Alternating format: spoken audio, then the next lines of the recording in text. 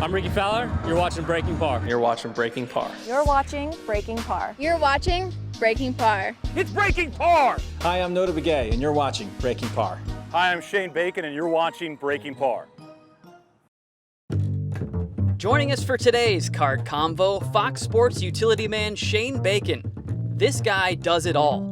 Little bit of football and basketball, but odds are you've seen his face or heard his voice covering all things golf.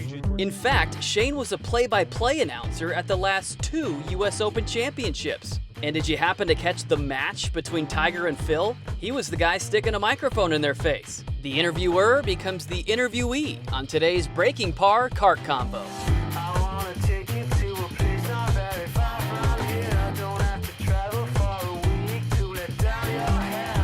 Shane, thanks so much for joining us, man. You and I have known each other for a couple of years now. Some similarities between the two of us. We're both lefties. Yep. We both talk about golf for a living. But there's one major difference. You're actually good at golf. I noticed on my Twitter feed a few months ago, you actually qualified for a U.S. Open sectional. Yep. How cool is that? And Yeah, it was here. It was out here, yeah. It was my home club. I hadn't been playing a whole bunch of golf. I get through, I call my boss, and I'm like, hey, man, I got through local qualifying. He's like, awesome. You know, my boss is a big golfer. And I'm like, when am I going to be able to do this? You know, we have golf events we're broadcasting around that time. So I wasn't necessarily setting myself up to play a U.S. Open, but you know, with kind of my duties at the U.S. Open, I think my boss was probably happy I didn't play great that day. Yeah, they were probably rooting against you. They were like, no. I don't want you playing. You've got to be working like 8 hours a day. Let's talk about the match. Tiger Phil. Yeah, you walking stride for stride with 2 of the biggest superstars in all of golf, broadcast all over the world. What was that experience like? It was just crazy being in the locker room. It's like Samuel L. Jackson sitting there, and Charles Barkley's here, and Tiger's eating a steak for breakfast, and Phil's watching the football game, and you're like, what am I doing here? This is unbelievable. So Tiger's having a steak at like 7 in the morning? It was probably like 8:30, yeah, it was early. I mean, he had a steak for breakfast. Like filet or porterhouse? It looked like a ribeye. I will say they were very, very cool. You know, Phil was exactly what you'd expect, if not more. Very complimentary, really excited, was fun, was prepared, was really into it. Tiger was exactly what you'd expect from him. He was very serious about the golf. He was competitive. He wanted to win. There was a moment in the pre-production round. It was for us to get comfortable with them. Like, you know, Shane's gonna come up and interview you here. The drone's gonna get this close. This is what the drone sounds like. Is this too close? You know, what are you comfortable with? And Phil's needling Tiger. And they walk off the tee and Phil goes, hey Tiger, let me know if I'm annoying you. And Tiger, like without a break in a clip, he goes, you're always annoying me, man. And it was just like they both had a good chuckle. Well, I have one beef with the match. We were expecting a ton of bets. You know, like $100,000, Tiger, let's go. You know, you realize at one point that it's $9 million. Right around 11, I noticed both of their mentalities kind of changed a little bit. Really? And it was a little more like, all right, I want to win. First of all, they want to win because they're playing each other. Second of all, I mean, it's a whole bunch of dough.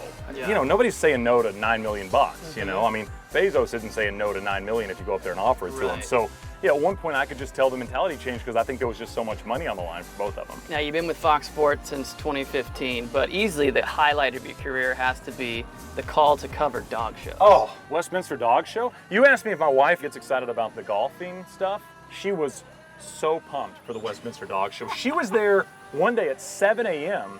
because the French Bulldogs were being shown at 7 a.m. and it's not our broadcast window. She's there at 7 a.m. out there watching every one of them, taking pictures. I mean, I have a French Bulldog head cover, for goodness sakes, of my own dog. I mean, we like our dog a lot. That's when you became a celebrity to your wife. That was the moment, yep. Thanks for joining us on our Cart Convo, man. No problem, buddy.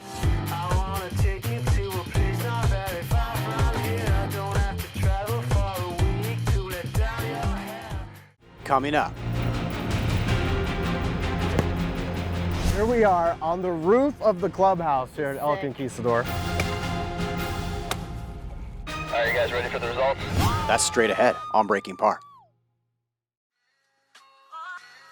Welcome back, golf fans. It's time to take a look back at another classic Breaking Par segment from Season 1. This was a challenge that became an instant classic between brother and sister hitting golf shots from the roof. This is sibling rivalry.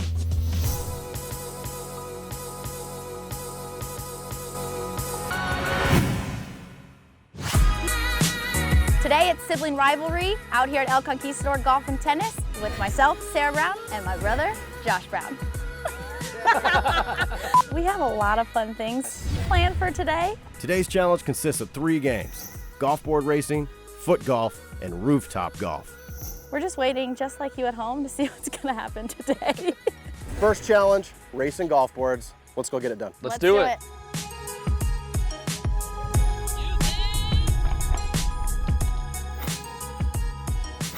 This is just too beautiful of a hole to just do a golf board race on it, right? Yeah. So let's have you pipe a couple out there, and then we'll get our race going. Okay. Good shot. So were you guys always kind of at each other competition, or was it always kind of a lovey-dovey? Big brother, younger sister. We hated each other growing up, loved each other when I went to college. Yeah. That's true. But I got her into golf. Yeah. So it's kind of, I'm proud to see her. That would do it right there. Nice ball. The first challenge of the day, golf board race. It's gonna be ready, set, go. You guys are gonna beeline it down there as fast as you can. Now, where the sign says no carts beyond this point, you bail it out and it's capture the flag. First one to grab the flag Can we trip her? wins this hole. We're in Tucson. There's no rules. Perfect. 3, 2, 1, go!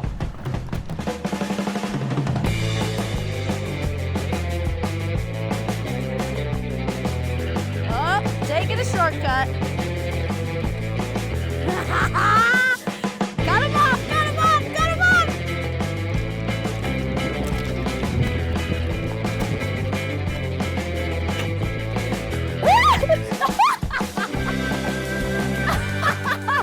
You cheated! He cheated. He pushed a girl. Luckily, I'm his sister, so it makes it a little bit better. I am the golf board champion. I may have pulled a hammy. We had to go change because apparently you can't just wear golf clothes to play foot golf. Nicole definitely hooked us up with some sweet outfits. You have to put on some really fancy socks, some really cool hats. We definitely looked the part. Heading out to the hole, I wasn't really sure what to expect, but it was kind of cool to see the huge hole that these soccer balls had to go into. It's time to get serious and play some foot golf. It's 1-0. Josh is winning. Here we are. It's foot golf time. Foot golf is literally just golf with a soccer ball. Ooh. So it's pretty much soccer rules, but golf.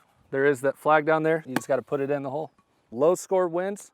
Guys, get ready. We're about to tee this thing off. Here we go. Look at that drive. I'll take that. Going to the right. You might have outdriven me in golf, but I outdrove you in soccer. The rule of foot golf is just like golf. Furthest person away from the hole goes first. Okay. All right? So that would be you. That would be me, yes. Yes, I'm the short baller. I picked up a new sport. That was pretty good. Go right. It's like leaving a putt on top of the hill. Ready? Yep. Go! I'll take that. Sarah, this is literally the hardest shot. Yeah, you didn't leave yourself a good lie. No. Oh, sit. Sit down. This game could get tied up real fast! Real fast. That is further than my drive. So you know what? I'm gonna play really safe here. Go. Sit. I don't know if you call those tap-ins in foot golf, but I'm gonna go with it. Hello. Up here. Thank you. Okay, let's see it, brother. Out of bounds. Sit. Sit. Oh, jeez. You now can throw it in, right? Yeah. That was pretty good. This is first 7. Okay. Would you like to finish? Okay. 8. You can leave the pin out, please, for par.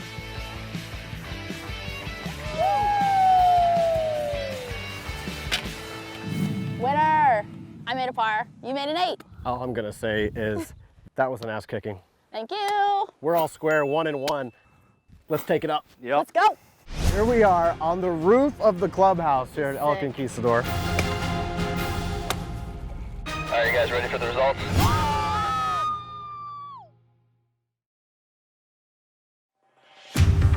We're all square, 1 and 1. Let's take it up. Yep. Let's go. We're all square after 2 challenges. Now it's time to go up to the roof. To get on the roof was, to be honest, a little sketchy. Here we are on the roof of the clubhouse here at El Conquistador. Current score, 1-1. This is a tiebreaker. We have 137 yards down to the 18th green. Each of you are gonna get 2 golf balls to see who can put it closest to the pin. Okay. So it's a matter of figuring out who's gonna go first. That sounded like a woman, so we're gonna let you go first. All right, Sarah Brown hitting her first shot from rooftop. On my first shot, I picked my 8-iron. I hit it and it sails over the green. 20 yards deep right. 20 yards. Deep right. Ball 1 for Josh. He's teed up, here we go. My first shot was a 9-iron. Choked down, pushed it just a little bit, it was pin high. Good distance, right off the green. Then I hit my second shot, I clubbed down, Ball away, looking real good. down, sit, sit. Oh. As soon as I hit it, I knew it had missed, and I'm like, great, Josh is gonna win. All I gotta do is hit on the green. Ball away, ball away. That's long left. I pulled the crap out of it, Past the pin by 20 yards. and I just choke, kind of like these compression shocks are choking my calf right now. All right, after 2 shots, we're still tied. It's sudden death. So now we're at sudden death. I clubbed down to a 9, hit it, Ball away, ball away. Go in the hole. right on line. Maybe 8 to 10 feet from the pin. Nice shot. Good shot. All right, brother. You had to step up to the plate I there. was literally between clubs. I went with a wedge, Oh, pushed it just a tad. When I hit it, it was one of those ones I hit right off the screw. I knew it was spinning, and when it hit, it spun back. ooh, too much spin, brother. Do we need to measure that one off? Definitely worth a measure. Yes. The suspense is like killing me. Suspense is killing us up here. All right, you guys ready for the results? Ready? 15-5, Josh. 8-3, Sarah.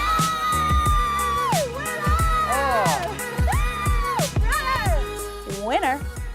Ah, Sorry. it's okay. I still love you. I love you too. I'm Sarah Brown, and I am the champion of sibling rivalry on Breaking Par.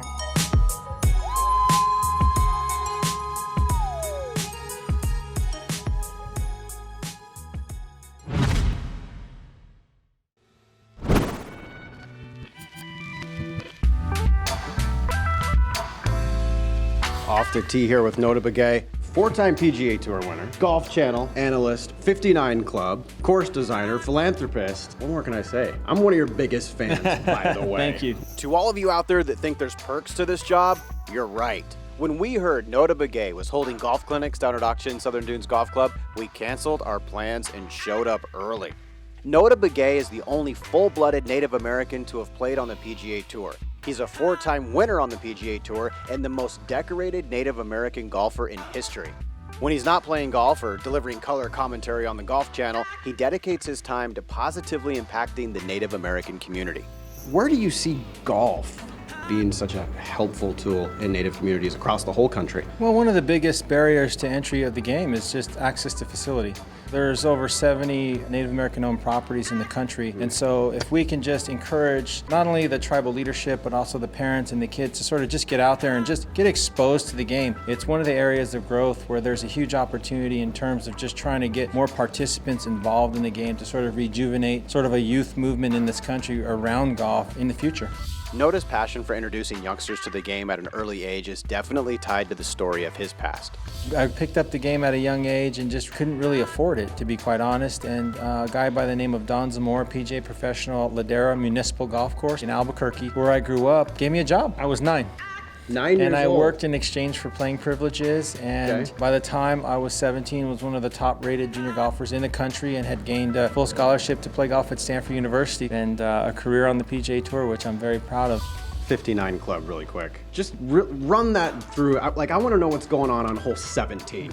You know, you go in 59 watch. It was the first ever 59 shot in the history of the web.com, which is now the Korn Ferry Tour. I was 2 under through 7 holes. And I birdie the 8th hole, I birdie the 9th hole, I eagle the 10th hole, I hold out from the fairway for a 2, I birdie the par 5 11th, and then I make a hole-in-one on my 12th hole. So in that section of just those 5 holes, I played them 7 under. So I went from 2 under to 9 under, just like that, and then from that point it was on. And standing over that final putt on the last hole of the round is about a 10-footer for birdie. I said to myself, don't leave it short, because nobody's gonna remember you tomorrow if I shoot 60. To most golf fans worldwide, it's common knowledge that Noda and Tiger Woods were college roommates at Stanford University and remain super close friends to this day. That had to have felt pretty cool for you when Tiger made that putt on 18 to win the Masters. How did that make you feel? I'm still right now just completely astonished by what that man was capable of. To be able to pull off another Masters win was beyond everything that I could ever imagine. 2 days after the Masters win, I texted Tiger and I said, yes, it really did happen. You actually did win the Masters. It wasn't just a dream. Right. And he goes, that's good. He goes, I was wondering what that green jacket was doing lying on my kitchen table.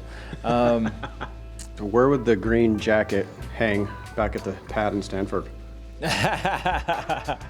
Who knows? We might have lost it for a couple days, just kind of like the claret jug with the Open Championship. It's got a story of its own. How would Tiger describe you as a roommate? I was a tough roommate. I'm like his big brother. Okay. I gave him the nickname Urkel. I made him carry our bags. I was a senior, he was a freshman, so I made him pay his dues, and it's kept us closer. We talk about college. Tiger loved his time at Stanford. I think he wished he could have stayed for a couple more years, but he had about 50 million reasons to leave, and I probably would have left too for a lot less. How often was the sock hanging on the doorknob? Not quite as much as it was after he left Stanford. Oh, really appreciate it, man. Time for your breaking par caddy fact. There have been a number of notable sports predictions over the years. Broadway Joe guaranteeing a Super Bowl title. Babe Ruth calling his shot in the World Series. But you've probably never heard of Doug Ford. Weeks before the '57 Masters, Ford entered a contest predicting himself as the winner with a score of 283. Couple weeks later, Ford holed out on 18 to win the green jacket and finished with a final score of, you guessed it, 283. Welcome to another edition of Gizmos and Gadgets. In this series, we take the latest and greatest golf products on the market and put them to the test. Today, we're checking out the SuperSpeed Golf training system. I really wanted to give these a try simply because there are a ton of tour players that use these. Over 600 at the moment. Guys like Billy Horschel, Matt Kuchar, Ian Poulter, Bryson DeChambeau. And you know we love our Sun Devils here, so when we heard Paul Casey, John Rahm, and the lefty legend himself, Phil Mickelson, use them, we had to throw the forks up and give them a try. So what's the tagline? They claim the SuperSpeed training system is the fastest way to increase your club head speed. We're talking 5 to 8% in as little as 4 to 6 weeks. So how's it work? Well, have you ever heard of overspeed training? I hadn't. I had to Google it. But it's essentially the opposite of resistance training. It's more like assistance training. Great example, running downhill is overspeed training. It's all about muscle memory. You're basically showing your muscles how fast they can move so they can learn how that feels and repeat it later. Same idea here. There are 3 different clubs with 3 different weights, light, medium, and heavy. The green is 20% lighter than the average driver, the blue 10% lighter, and the red is 5% heavier than your average driver. Now you always want to start with the lightest and work your way to the heaviest. So we grab our green club and take 3 big hacks from our natural side. Mine would be lefty, followed by 3 more from our opposite side. Same progression with the blue and red club, And we finish just how we started. 3 more grip and rip swings with the green club. So before shooting this segment today, I pulled out my driver and my club head speed came in at 107 miles per hour. Now let's try again after a little super speed work.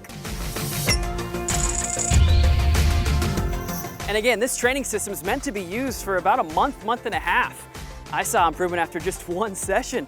I'm excited to keep using them. If you'd like more info on the SuperSpeed training system, or if you'd like to buy a set for yourself, just head to the Gizmos and Gadgets page at breakingpar.net.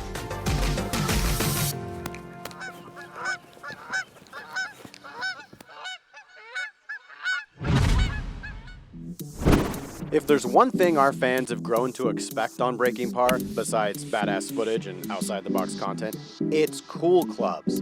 For over 3 seasons now, we've been having fun creating custom content alongside the industry's leader in custom club fitting. Here's a few of our fan favorite moments. The last thing you need to be worried about is whether or not your equipment is up to par. Well, welcome to Cool Clubs. The Indian is the one that aims the arrow. But if he's got a crooked arrow, it doesn't do him any good. All right, this is where all the magic happens. We offer 4 parts to our fitting: driver fitting, long game fitting, iron fitting, and a putter fitting. Today we're at Greyhawk Golf Club for a Cool Clubs outdoor fitting with Arizona Cardinals center A.Q. Shipley. He's carrying it about 300 yards and in and up about 320. Not bad, huh? Today we're at Cool Clubs with professional ball player Daniel Descalzo getting a driver fitting. Let's play ball. 10 handicap trending scratch. Watch out for him. I hate rumors. Security!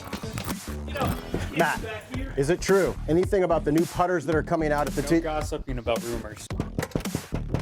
Somebody knows something of all the rumors this year.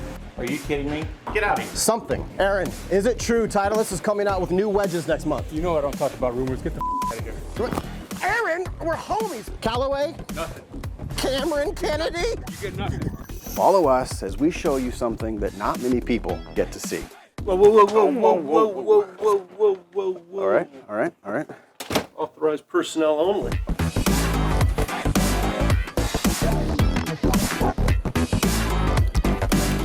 Ryan, I know it's you. Get out of here, man. Give me Alan, we just want to see the build shot. Out, out. Today, we've got a couple of special guests reminding us that the body is a piece of equipment too. Tanya Tarek. I had someone recently DM me just saying, why do you have to train for golf and trick shots? And I was like, what? What the swing catalyst allows us to do is see what is otherwise invisible. We've got Colt Nost here working on the plate. Thank you very much.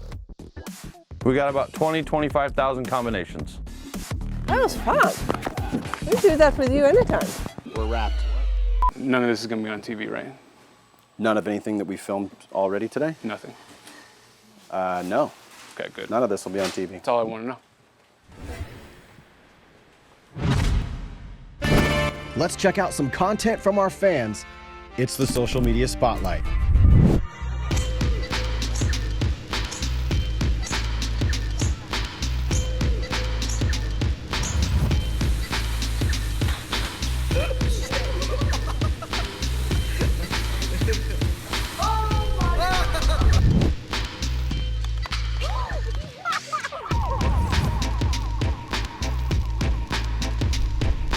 Been an awesome season, you know, and I've joined Tiger as the only other 2-time FedEx Cup champion. So I guess Tiger, the race is on to see who can get the 3 first.